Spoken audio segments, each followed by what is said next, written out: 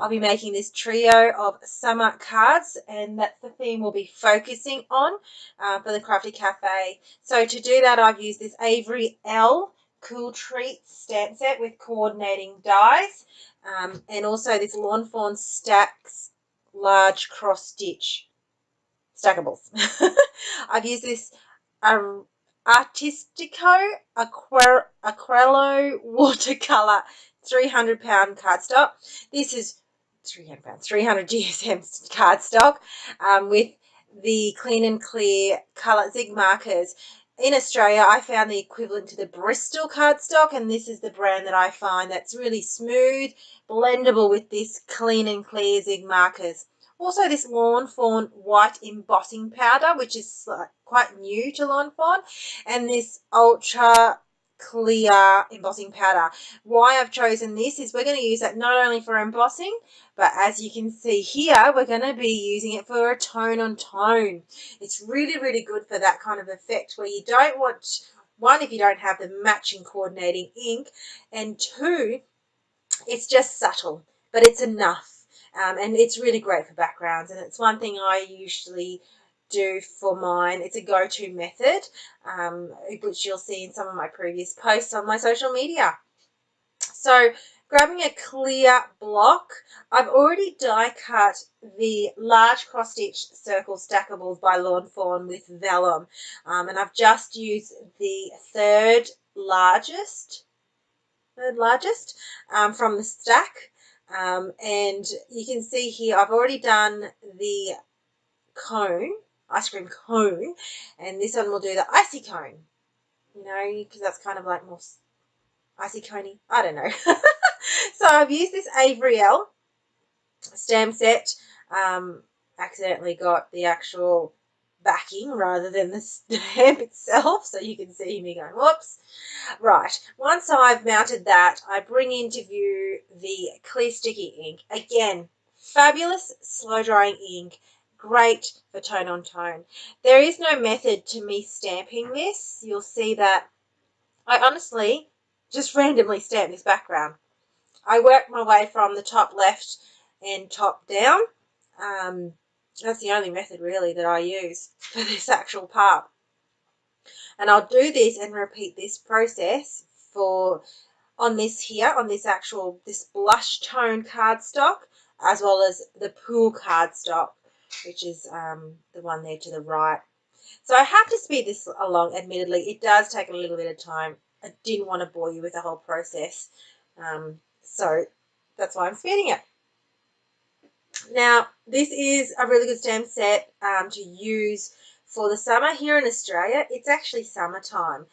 We don't get the winter, beautiful, snowy Christmas. We get the by the beach barbecues, sausage sangers, pavlova, all that kind of summer time. Anything related to summer, that's what we do. We use, I think you call them flip-flops, but we call them thongs. They're like the sandals, rubber sandals. So that's our attire here in Australia. Now, this one here, I find this one looks like a little bit like a smoothie. So when it comes to colouring this later on, I try and like focus on like a green smoothie at one stage. I don't know, but I drink green smoothies. I drink mango smoothies. They're my two favourites, the matcha green ones and some like mango sorbet ones. So that's all my card backing. So this is directly on the actual card matted stock. Now these here, this two little pieces of cardstock that I've already cut up in half already, I've already prepped up with my embossing, what do you call that? Embossing buddy. And I've got it all ready to go, so therefore it's ready to be stamped. The only thing is because I played with a little bit of the embossing ink beforehand, I did get a little bit of a mark on the bottom left. So when it comes to pouring this powder all over, you can see that there's a little bit of collection on the bottom left, and that's purely because my hands weren't dry and I had that little bit of residue on there. So to fix that problem, I just bring in a fine tip brush, and I just brush the excess powder away before I heat emboss it. Now, when it comes to clean, clear zig colour markers, there's a couple of ways. Because I have found the appropriate cardstock, watercolour cardstock that blends, I am able to do direct contact to paper, marker to paper as well. I first started off with using the clear block as just to pick up the ink. So all I did was drew and scribble on the actual clear block and then picked up the ink with my aqua brush painter and just pretty much coloured the cardstock in here, the heat embossed images. The first original brown colour I used was a little bit too light for me, so I really just wanted to have a little bit of a darker tone, so I just brought in a darker, kind of almost like a chippy type of colour, and that's probably an appropriate colour of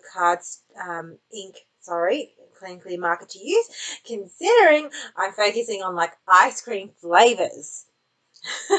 So with this, I just play with my Zig Clean and Clear coloured markers. I've got to think of a nickname for this because this is just too tongue twister for me. For the rest of the video, I'm just going to say markers, I think. It's just too much. So I've chosen like almost like a strawberry flavoured ice cream here by using this pink tone. I'll list all the markers as well in my blog. If you wanted to come and say hello to me in my blog and leave a comment, I would love to hear from you. So just focusing now on colouring these in. Now I've chosen a blue. Now the reason why I've chosen a blue is I wanted to almost have that kind of clear glassy tone.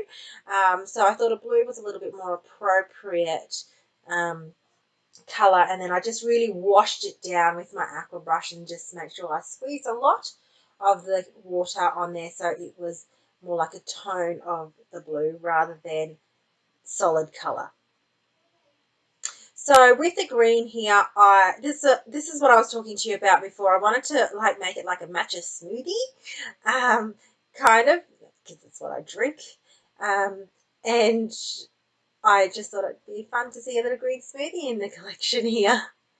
So I found this cardstock is so awesome to blend with, both with an aqua painter, but also with the markers directly. So if you use a darker tone, you bring in your lighter tone. Easy to blend.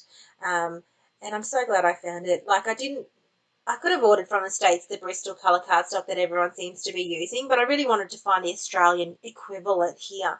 And this one here I purchased through my local craft Eckersley store. But everything else is available through the Craftie online store, this stamp set, the dies. Everything else is able to purchase it through them. So I'll put all the links to my supplies list in my description here on YouTube and also in my blog. So I tried to make this more like a mango, so I bring in a little bit of more orange tone as well. I love my mango smoothies. Mango is in full swing now here in Australia, and everything's mango. Breakfast, lunch and dinner, dessert, mango, mango, mango, mango. Snacks, dried mangoes, everything. Mango.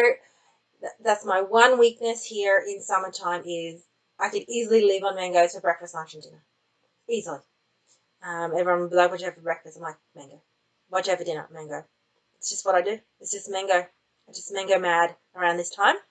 So bringing in this Distress Oxide Vintage ink, I stamped the sentiment from the same stamp set 4 times because I actually wasn't happy with the actual angle of one of them. So I was like, I had to stamp it on one more time. So I stamped 4, but there's only 3 cards. So once I have stamped these, and I'm pretty happy with the result, I love this Distress Oxide inks to stamp with. I have to say, the result, bang on. You get every image. That I hadn't even used that particular sentiment before, and I didn't even prep my stamp, and it just stamped every detail. It was great. Right, so here are the 3 cards, slowly forming them together. I've got in this Couture Creations, again from Craftie Online, Craftie Cafe Online. Oh gosh, just speaking too fast. These cute little 3D square foams are awesome. I absolutely love them for details. And for the sentiments, all I do is just put that flag type pennant style on either side. And I do that the same for all 3 cards. All 3 cards are the exact same, but you can see how it can be easily mass produced. It's not hard at all. Now, once I use this 3D foam mount, I put this directly on vellum. However, I didn't want to use an adhesive that you could see through with the vellum, nor did I want to use a liquid one so that the vellum could warp. It's a pretty heavy, durable vellum, but I still didn't want to risk it. So what I've done is I've got my trusty glue dots, which I use for a lot of adhesive work. So even for ribbon, it's just quite a strong adhesive. For such a little adhesive, these little circles, they work fantastic. They will not budge. So putting these all together now, you can see how it's all turning out. Absolutely fabulous. Very simple design, but easily mass produced. You can absolutely count your my cards where I've actually used this same design quite often. It's my go-to layout, and it is quite a versatile layout as well. So feel free to actually mass produce these kind of cards. Absolutely beautiful. So there you go. It was so easy to make and it was so much fun. The colours are pretty. These markers are bang on. This tone on tone stamping and this stamp set just worked perfect. So thanks for watching and I hope you have a lovely paper crafting day.